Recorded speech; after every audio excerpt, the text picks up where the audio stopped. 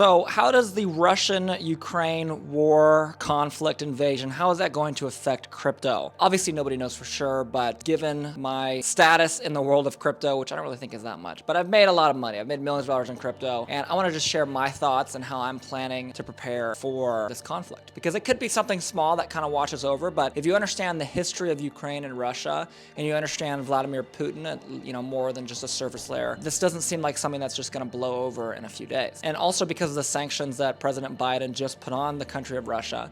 We've seen the country of Russia, their entire stock market dropped almost 50%. I think it's 45% in like a day, which is, hundreds of millions of dollars lost in their markets because of sanctions that we've put on them. I think that the economic influence, or the economic impact rather, on this conflict is really just starting to hit us. And I think we'll see a massive shift over the next several months and potentially several years, depending on how long this lasts. Outside of crypto, I think we will see a pretty big spike in gas prices.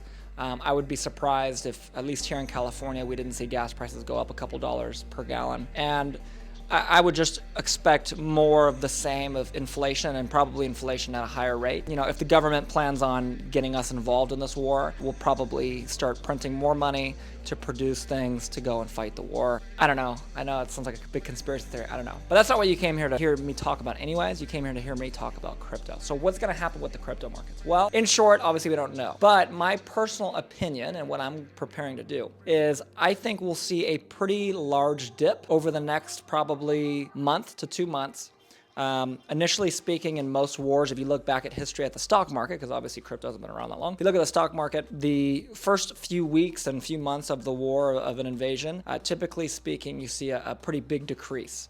And then afterwards, you'll see a pretty big spike to follow as the economy starts ramping up to fight the war. And so if that trend stays the same in crypto, then we hypothetically would see a pretty big increase in crypto over the next 12 to 18 months. Now, with that being said, so far it hasn't followed that. When the invasion started, Ethereum went up by about probably 20%. Bitcoin went from 34,000 to almost 40,000 within a day. So far it hasn't followed that, but we'll have to see what happens in the long run in terms of will it go down over the next couple weeks and then recover? I don't know. On the flip side too, crypto, because it is different than the stock market in terms of it can be used as a currency. And just because it hasn't really been used in the real world as a currency so far doesn't mean that in times of conflict, especially in countries like Ukraine where this is going on, that it won't be used. If Russia is successful in taking over Ukraine, there probably will be many people that live there. And I think the population is like 40 million or something in Ukraine that turn to crypto as an alternate source of currency. So that could potentially have a positive impact on crypto as well. But I would say, just as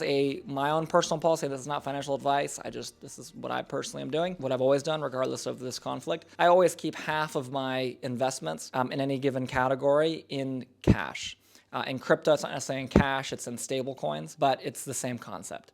If you have all of your eggs in the Ethereum basket, as much as I love Ethereum, or some of these other, Solana, some of these other, big chains, right? BNB. I think all those are great, but having all of it in and not having any reserves in a stable coin is number one, too risky. And number two is you're just gambling at that point. So regardless of the conflict, I think number one, you should do that. You should have half of your assets in a category. You should have that in cash, or in this case, in stable coins.